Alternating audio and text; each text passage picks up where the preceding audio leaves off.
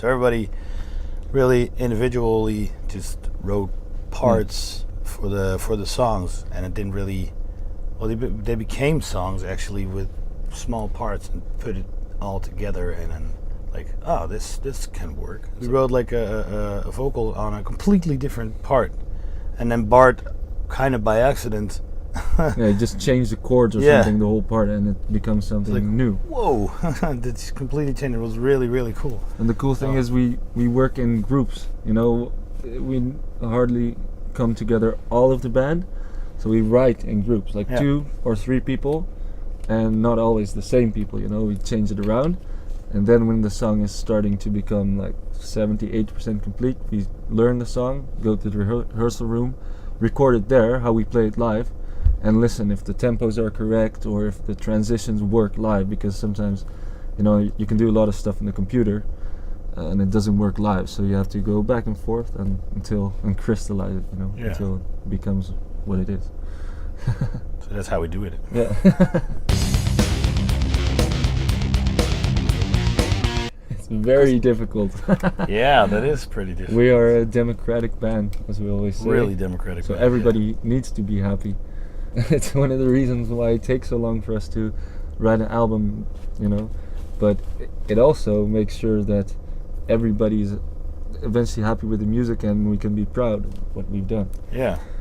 And sometimes we have to push someone over the ledge. Like somebody wrote music.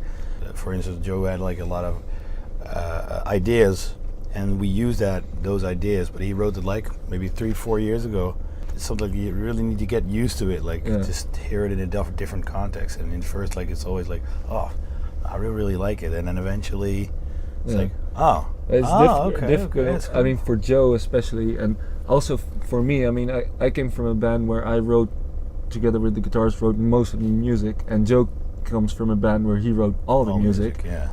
And then if you come to a band where everybody writes and everybody has the fair amount to say, it's difficult. But once you let go of the ego, I want to claim the rights for this part or whatever, and just look at the whole, then it becomes a lot easier to let go and work as a team.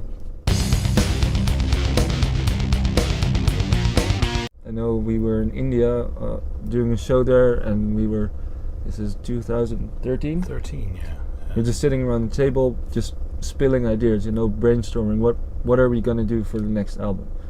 And then Steph said maybe we should do something special, maybe a double album, and we continued on that, and then back then it was only an idea. But the idea was there to make 2 albums, one with maybe epic long song and one more conventional album. Yeah. So we already had that, and then we started writing. We had like a year of delay on recording Phenotype actually. Yeah. Which made it even more handy maybe. That we could like write even more stuff. So the whole concept even got bigger, I think. It also gave time to, come up with the titles and the idea behind that and stuff. But we started writing them pretty much at the same time.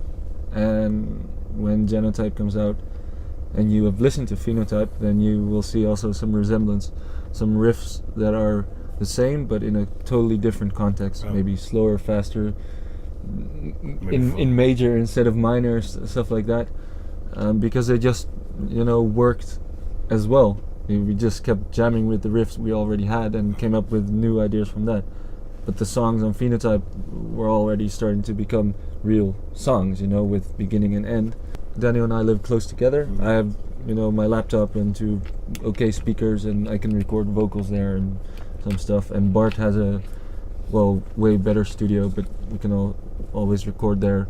So we work a lot with the demos. We already want to have it recorded. It's too difficult to do everything in the rehearsal room with this kind of music. It's already also like a kind of already pre-production. Yeah. We're doing like actually making a demo, but that's also immediately kind of the pre-production. So you hear like, that's how it has to sound like a bit. Yeah, we did it a lot with the vocals. Yeah. Effects on the vocals or multiple lines. We already, most of this, or I think 80% of the stuff on the album we already did. Yeah, exactly like that. We just copied it. Yeah. So to save a lot of time and just to be creative, And And it's way easier when you're recording the stuff because you're like, it's there. Yeah. You know what you have to do. So you only have to like to fill in the blanks on that on the spot, and then do it as good as possible. Yeah, and we send a lot of times when we record something, I send the separate vocal tracks to Bart, so he can just either put them in place or change stuff around it. You have to get creative. I think. I mean, if it's easier for people to listen to your music, that's not a bad thing. I mean, the fact that you're not getting any more money for it, that is, but that will make you have to get creative. The good thing about metal is the fans, they stay very true to the bands Really they like. loyal. Yeah. And I don't know, I've never seen a DJ sell merchandise, at a festival, at a disco party, but every metal show there's always bands selling shirts, and we can sell if we have a good night, we sell maybe 100 shirts and 10 CDs. Yeah. Because people have already listened to it on the internet. But it's good, man. Every fan that wears your shirt is like a living commercial. Yeah, exactly.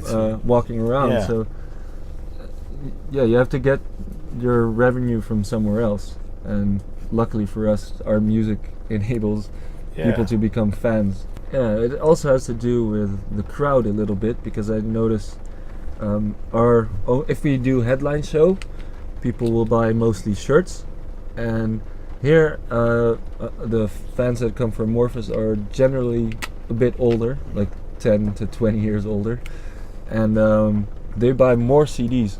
Yeah, I think they're used to it more. As long as people listen to our music, it's already good, and we can do these kind of shows. It's good.